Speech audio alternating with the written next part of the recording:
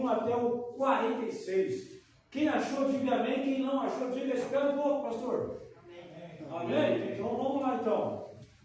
Reunidos os fariseus, interrogou-os Jesus: que pensais vós do Cristo? De quem é filho? Responderam eles: de Davi. Replicou-lhes então Jesus: como, pois, Davi, pelo Espírito, chama-lhe Senhor, dizendo: disse o Senhor ao meu Senhor: assenta-te à minha direita, até que eu ponha os teus inimigos por debaixo dos teus pés. Se Davi, pois, me chama de Senhor, como é que ele pode ser seu filho? E ninguém lhe podia responder palavra, e nem ousou alguém a partir daquele dia fazer-lhe mais perguntas. Agora pegue a tua Bíblia e vá lá para Salmo 110. Salmo 110. E vamos ver aqui no original, não, vamos ver em português, a citação que Jesus faz aqui. Salmo 110, o reino e o sacerdócio do Messias. Quem achou, diga amém. Amém. Quem não achou, fala, espera um pouco. Todo mundo achou. Então vamos lá então. Salmo de Davi. Disse o Senhor ao meu Senhor: assenta-te à minha direita, até que eu ponha os teus inimigos debaixo dos teus pés. O Senhor enviará de Sião o cetro do seu poder, dizendo: domina entre os teus inimigos. Apresentar-se-á voluntariamente o teu povo no dia do teu poder, com santos ornamentos, como o orvalho emergindo da aurora, serão os teus jovens. O Senhor jurou e não se arrependerá. Tu és sacerdote para sempre, segundo a ordem de Melquisedeque. O Senhor, à tua direita, no dia da sua ira, esmagará os reis. Ele julga entre as nações, enche-as de cadáveres, esmagará cabeças por toda a terra. De caminho, bebe na torrente e passa de cabeça erguida. Amém? Feche seus olhos, abaixe sua cabeça, falemos com o nosso Deus e Pai, enquanto nós nos preparamos para meditar na palavra dele. Senhor nosso Deus, em tua presença, suplicamos que o Senhor venha até nós agora, por meio do Espírito Santo, nos instruir nas tuas verdades e na tua palavra. Pai amado, que possamos meditar no teu texto e aprender dele o que for necessário para vivermos uma vida de salvação em Cristo e o que é essencial para termos uma vida de santidade. Para que assim, ó Deus, possamos descobrir qual é a tua vontade para o nosso dia a dia, para o nosso viver. Para que vivamos, ó Pai, de uma maneira em que o teu nome seja glorificado em cada ato, gesto ou palavra de nossa existência. Para que as pessoas, vendo o modo como nós vivemos, glorifiquem o teu santo nome e se sintam atraídas pela verdade do Evangelho, para que elas vejam essa verdade vivida em nosso corpo, em nosso viver diário. Para que saibam, ó Pai, que nós não apenas proclamamos alguma religião, ideologia política ou conceito religioso, mas que nós vivemos Cristo, praticamos Cristo e queremos ser parecidos com Cristo, de tal modo que nós diminuamos e que Cristo apareça. É isso que nós te pedimos em nome de Jesus. Amém. Amém. Amados, vamos contextualizar essa encrenca aqui. Jesus está vindo de uma série de discussões com vários grupos políticos e religiosos lá em Jerusalém. Ele chegou na segunda-feira da paixão, foi até Jerusalém, o povo colocou ramos no chão, o povo colocou um monte de coisa no chão e falou: bendito que vem em nome do Senhor. Aí ele entrou no templo, olhou o templo e foi embora. No dia seguinte ele quebra aquela banca dos jovens comerciantes, dos idosos comerciantes, ele derruba aquele tráfico que tinha de moedas dentro do templo. Por quê? Porque eles estavam fazendo comércio no pátio dos gentios. Porque ali era o lugar para os gentios poderem entrar e orar. Ou seja, a minha casa será chamada casa de oração para todos os povos. E o pessoal havia impedido a entrada dos gentios para usar aquele pátio como lugar de comércio. Depois ele tem uma discussão com os líderes do templo. Com que autoridade você faz isso e quem te deu essa autoridade? Depois vem lá os herodianos e perguntam para ele: pode dar imposto para Roma? É correto pagar imposto para Roma? Depois vêm os saduceus e discutem com ele a respeito da ressurreição dos vivos e dos mortos. E depois, finalmente, vêm os fariseus e perguntam para ele qual é o maior mandamento. E Jesus vai respondendo a todos, Jesus vai explicando a todos, e Jesus vai deixando todos eles sem resposta. Finalmente, no fim de toda essa discussão, aqui da quarta-feira da paixão, Jesus resolve ele tomar a iniciativa.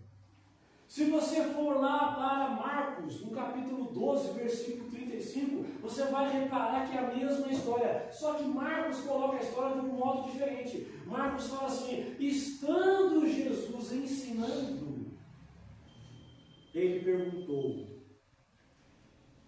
quem é o Messias? De quem ele é filho?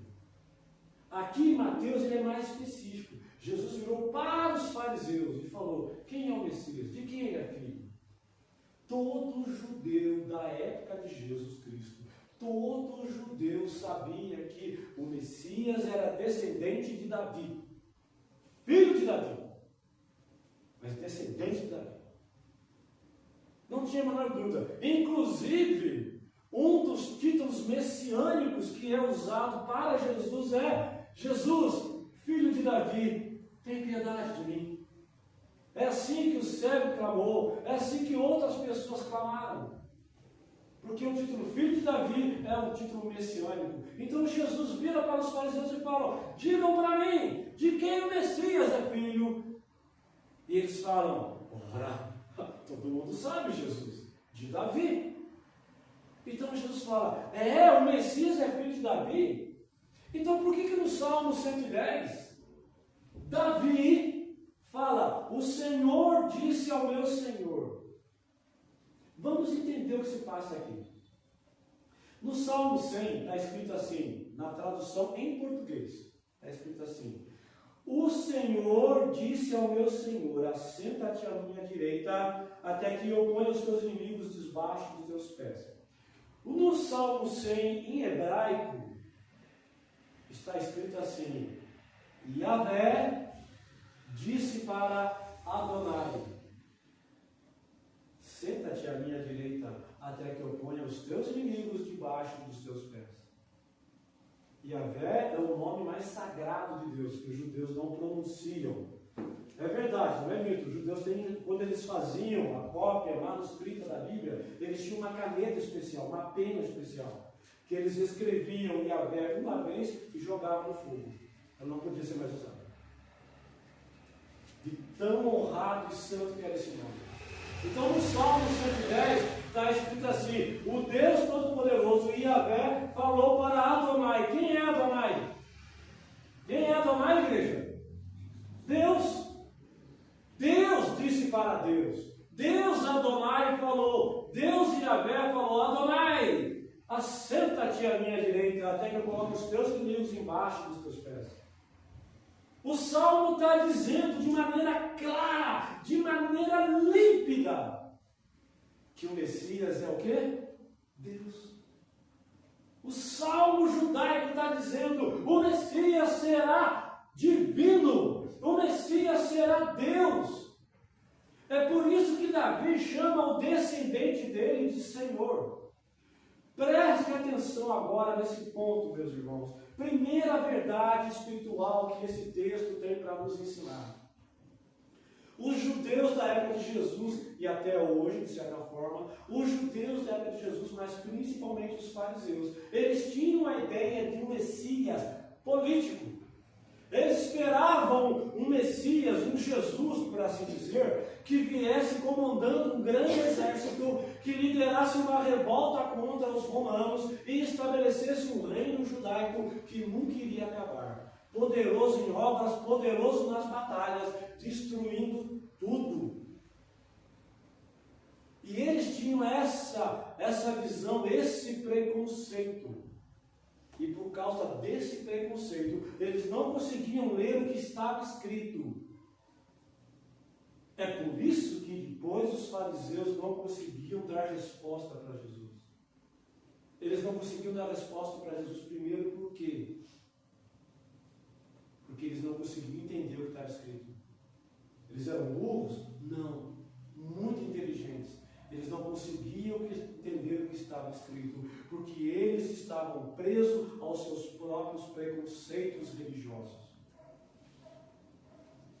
O segundo motivo pelo qual eles não responderam a Jesus é porque eles já tinham rejeitado a Jesus. E não queriam dar moral, não queriam dar autoridade para Jesus. Qual é a primeira verdade espiritual que esse texto nos ensina? Em João 5,39, não precisa procurar, em João 5,39, Jesus falando com os fariseus e com os judeus, ele fala assim: vocês examinam as Escrituras, porque creem que vão achar nela a vida eterna. Mas justamente são as Escrituras que falam de mim. Mas vocês não aceitam o meu testemunho, porque vocês têm os olhos vendados, porque vocês querem viver em seus delitos e em seus pecados. Eu dei aula de física há muito tempo. Eu soube de cientistas que não conseguiam negar a existência de Deus, mas eles continuavam sendo ateus, porque eles não queriam dar o braço a torcer, por orgulho. Eu sei de biólogos que não acreditam na teoria da evolução, mas não dão o braço a torcer, porque eles não querem ter que admitir que estão errados, orgulho.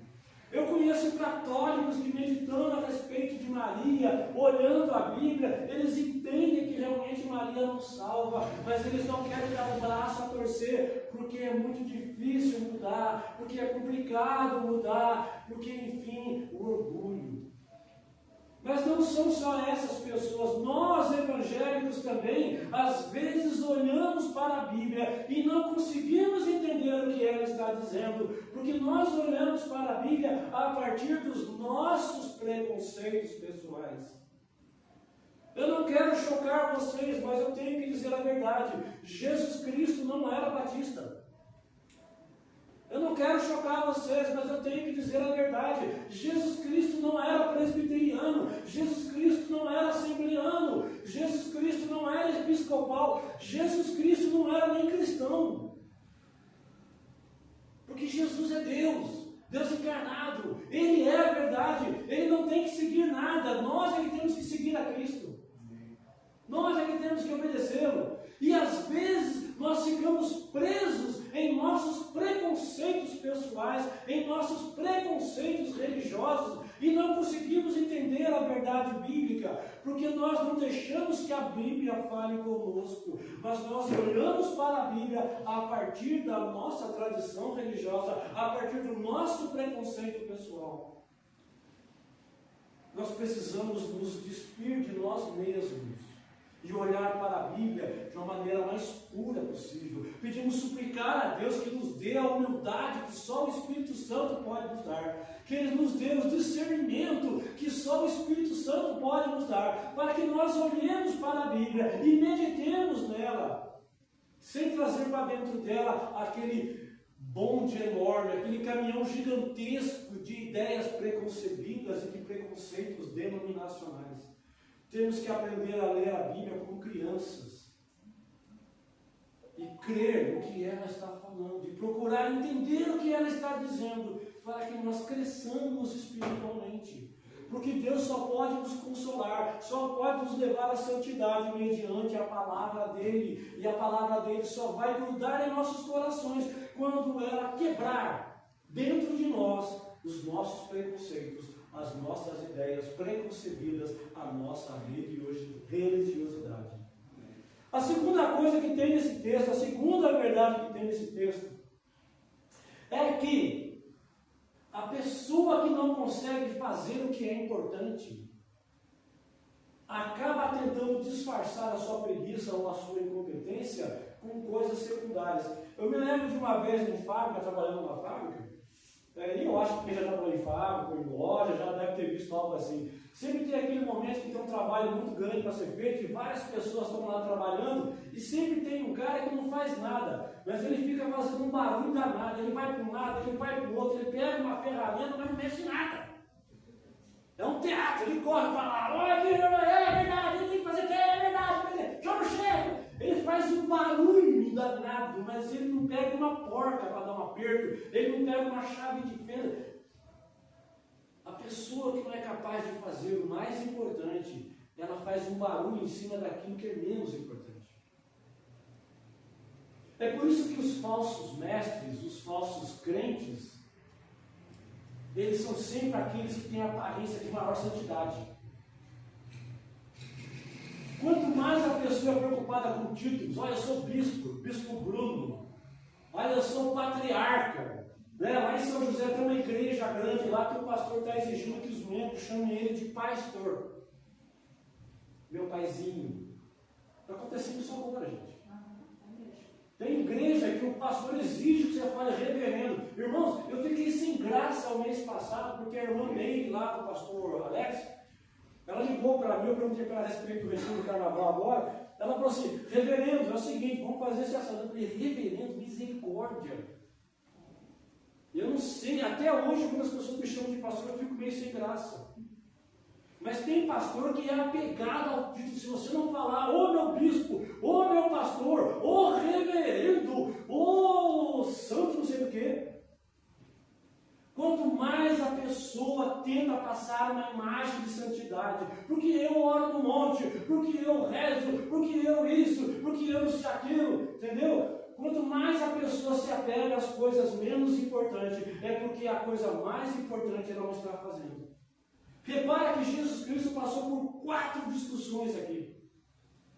Só questões menores. Qual é o maior mandamento? É o amor, é óbvio. Pode dar dinheiro para César, dá para César o que é de César, o que é de Deus, dá para Deus. 4 bate-boca ali que eram de questões menores, de questões sem importância.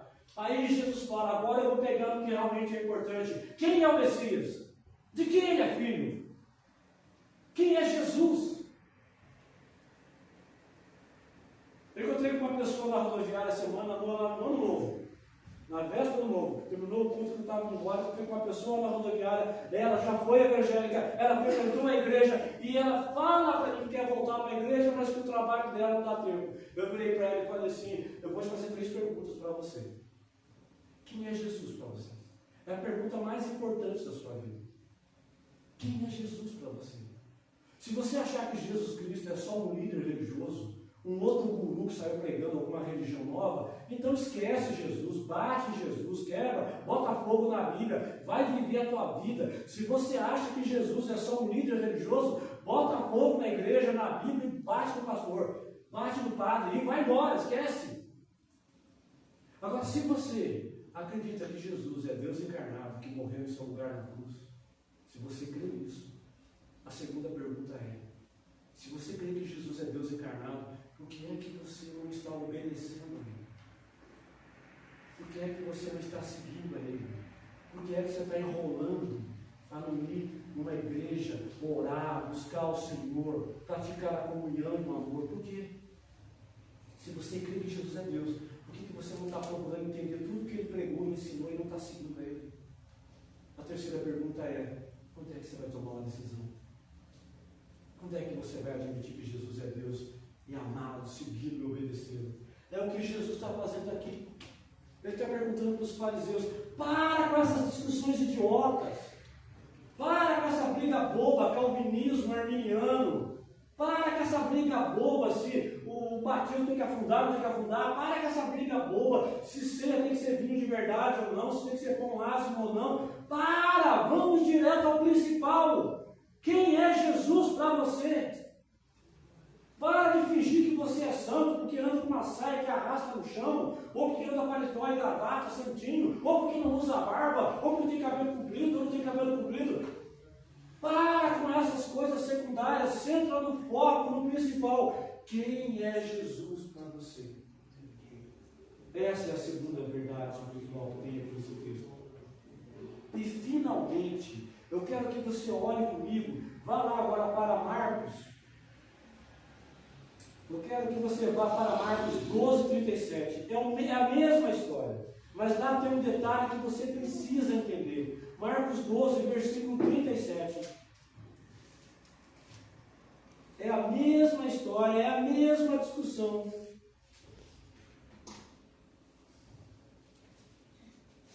Jesus está respondendo Davi chama Adonai de Senhor, como pois ele pode ser seu filho?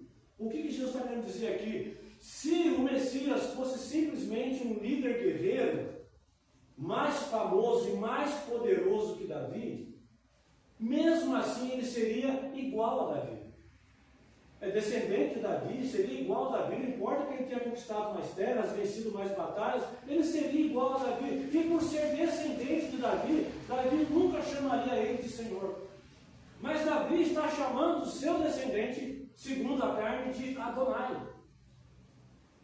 Então Davi está dizendo, o Messias é divino. O Messias é Deus. E aí os fariseus não têm como responder para ele. Mas olha o que Marcos coloca no versículo 37. O mesmo Davi, aqui é Jesus falando, o mesmo Davi chama de Senhor. Como pois ele é seu filho? E a grande multidão o ouvia com prazer. Aí a primeira reação nossa é pensar assim, nossa, o ensino de Jesus é tão poderoso que as pessoas ouviam Jesus e ficavam maravilhadas, né? Tem um texto também lá em Mateus que fala que as pessoas ouviam o ensino de Jesus e ficavam maravilhadas com a sua doutrina, porque ele não falava como os fariseus, mas como quem tem autoridade. O povo babava de ver Jesus falar. Que lindo, que maravilhoso. Mas isso aqui é uma crítica. Isso aqui é uma crítica. Se você for para Mateus capítulo 7, capítulo 9 na verdade, quando fala da morte de João Batista, que vai descrever que Herodes matou João Batista, lá fala que Herodes gostava de ouvir a pregação de João Batista e ficava perplexo com as palavras dele. Só que mesmo assim, ele matou João Batista. A multidão ficou maravilhada. A multidão ficou admirada do ensino de Jesus. Na quarta-feira. Mas na sexta-feira, essa mesma multidão mandou crucificar Jesus. Pilatos foi até a janela do palácio e falou: eu solto Barrabás ou solto Jesus? E todos gritaram: Barrabás. Barrabás. O fato de você ficar maravilhado com o ensino de Jesus, o fato de você ficar abismado com a palavra de Jesus, o fato de você ficar embasbacado com o ensino de Jesus, não quer dizer nada. Como eu falei na escola dominical, tem gente que acha que está salva porque lê a Bíblia. Tem gente que acha que está salvo porque frequenta a igreja. Tem gente que acha que está salvo porque ora para Deus. Tem gente que acha que está salvo porque crê em Deus. Mas aí eu repeti para essa pessoa: Satanás lê a Bíblia, conhece a Bíblia mais do que nós. Satanás frequenta a igreja. Aqui não, mas ele frequenta.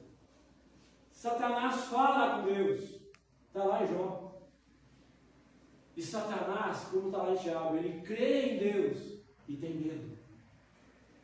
Eu conheço muito crente que crê em Deus, mas não tem medo. E por que Satanás não é salvo? Porque ele não obedece a Deus. Ele não obedece. A salvação é quando obedecer ao Senhor.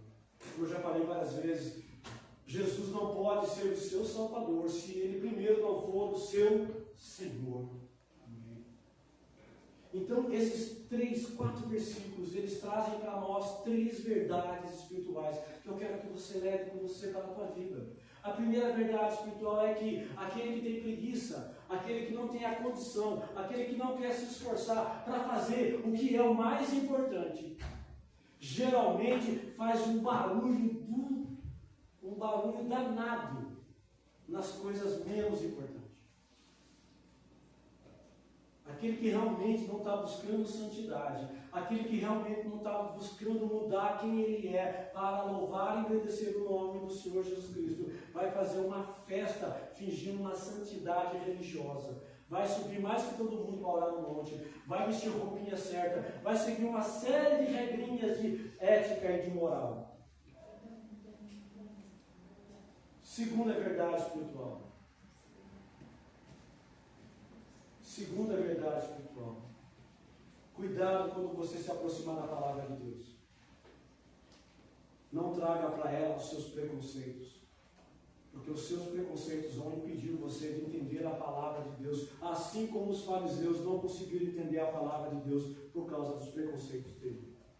E finalmente, a última verdade. Qual é a sua atitude diante da palavra do Senhor? É ficar deslumbrado? É ficar maravilhado? Como Herodes ficou perplexo com a pregação de João Batista, mas mandou matá-lo? Como essas pessoas ficaram maravilhadas com a pregação de Jesus na quarta-feira, mas na sexta-feira mandaram ele ser crucificado? 3 verdades espirituais que eu quero que você leve com você para a sua vida. Se esforce pelo que é mais importante e esqueça o que é secular. Não finja a santidade, não se preocupe com religião, se preocupe com Cristo. Segunda verdade, eu quero que você olhe para a Bíblia, procurando ver se os seus preconceitos não estão modelando o teu entendimento da Bíblia. E finalmente, não fique deslumbrado com Cristo, não fique admirando Cristo. Obedeça a Cristo ou esquece Cristo. Nesse ponto, Deus é muito severo. Nesse ponto, Deus não tem negociação. Assim como muitas pessoas vão chegar no último dia e dizer: Senhor, eu preguei em teu nome, eu curei em teu nome, eu expulsei demônio em teu nome, vai ter muita gente que vai chegar para Cristo e dizer: Senhor, eu ia na igreja, Senhor, eu decorei a Bíblia, Senhor, eu li a Bíblia 300 vezes, Senhor, eu ia em todos os cultos, Senhor, eu segui todas as regrinhas, eu não deixei meu cabelo ficar curto, eu não pintei meu cabelo, não usei brinco, a minha saia fica arrastando no chão. Não é isso. Não é isso. A religião não é um conjunto de regras morais. É um processo para mudar quem você é, para que você fique parecido com Jesus Cristo. E ficar parecido com Jesus Cristo é amar. É amar. É amar. Esse é o ponto principal. Os fariseus seguiam um monte de regras de conduta, tudo secundário, para fingir uma falsa santidade, porque o mais importante eles não conseguiam fazer, que é amar. Que você saia daqui nessa noite convicto disso.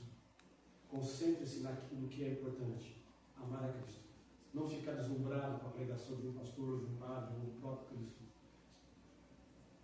Concentre no principal, é amar. E jamais deixe os seus preconceitos modelar o teu entendimento da palavra do Senhor, mas peça para o Espírito Santo te iluminar, para que você não chegue naquele ponto que você não tenha mais respostas, assim como os fariseus não tinham respostas. Amém?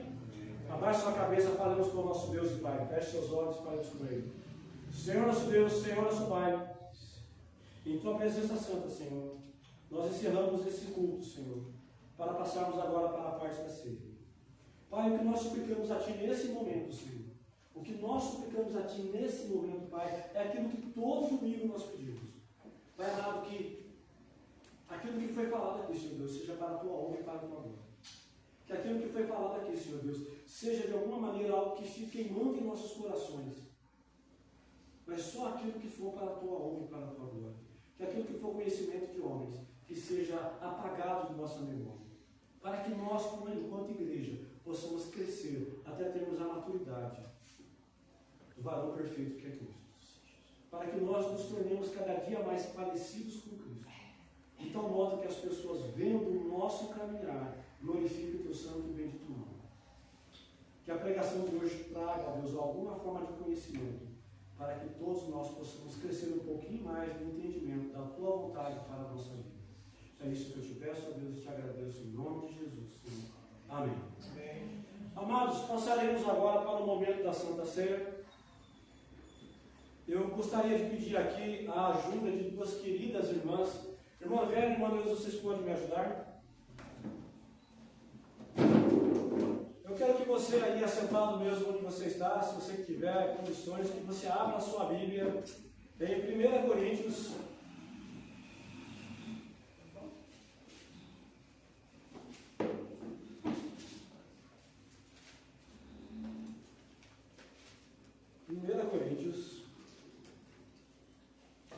Capítulo 11,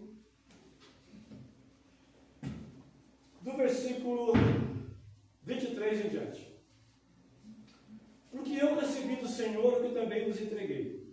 que o Senhor Jesus, na noite que foi traído, tomou o pão. E tendo dado graças, partiu e disse: isto é o meu corpo, que é dado por vós. Fazei isto em memória de mim. Por semelhante modo, depois de haver ceado, tomou também o cálice, dizendo: esse cálice é a nova aliança com o Senhor. Fazei isso todas as vezes que o beberdes, em memória de mim. Que todas as vezes que comerdes este pão e beberdes o cálice, anunciai a morte do Senhor até que ele venha. Por isso, aquele que comer o pão ou beber o cálice do Senhor indignamente, será réu do corpo e do sangue do Senhor Jesus.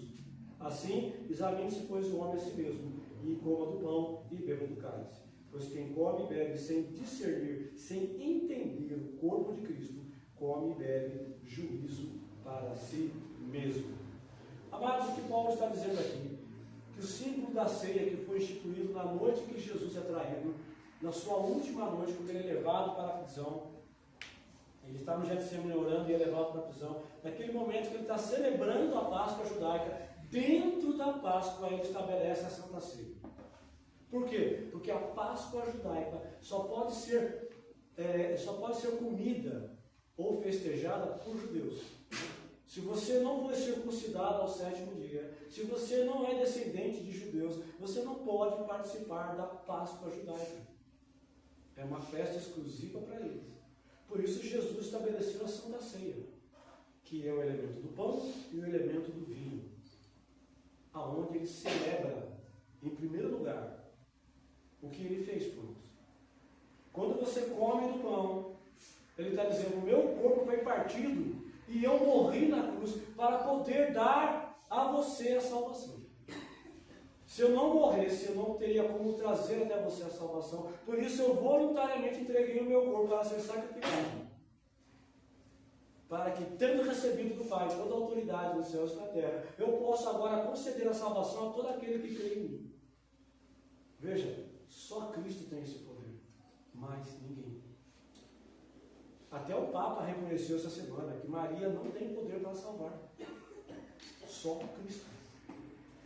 A segunda coisa que ele fala é que quando você bebe do cálice, você está anunciando que você está numa aliança com Cristo.